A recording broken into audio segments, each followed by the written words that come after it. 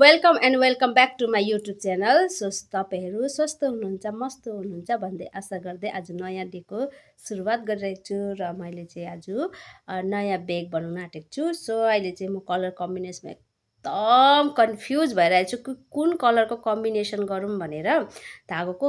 So मैले चाहिँ यहाँनिर एउटा फुल बनाइरहेको छु। यो चाहिँ म्यारुन कलरको छ अनि बिचमा चाहिँ मैले वाइट, त्यसपछि चाहिँ मैले नेभी ब्लू गरेको थिएँ होइन कम्बिनेसन, तर त्यति खुलेको जस्तो लागेन। त्यसपछि चाहिँ मैले अब यो के भने अब ग्रिन मेहन्दी कलर भनौँ न, मेहन्दी ग्रिन कलरको चाहिँ कम्बिनेसन गर्नु आँटेको छु। ल हेरौँ है त कस्तो देखिन्छ भनेर है, कस्तो कलर आउँछ हेरौँ है त साथीहरू। आफै कलर चुज गर्नुहोस् भन्नुभएको थियो कि अर्डर दिँदाखेरि। सो मैले आफै कलर चुज गर्दैछु हो। यसको चाहिँ धागो निकाल्नु अलिकति साह्रो पर्छ।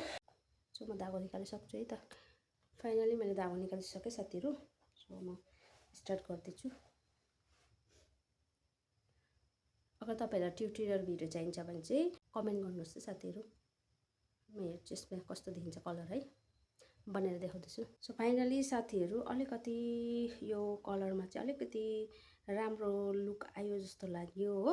सो म चाहिँ अब यही कलरमा राम्रो लाग्यो भने चाहिँ कन्टिन्यू गर्नेछु।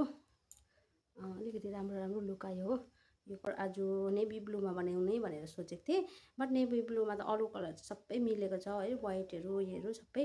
बट अब यसमा चाहिँ मैले मेरुन कलरको धागो लिएको थिएँ, त्यस कारणले चाहिँ मैले बनाउँदैछु। ल फर्स्ट टाइमै मैले पनि यो भिडियो बनाएको उयसको चाहिँ धागोको चाहिँ हो।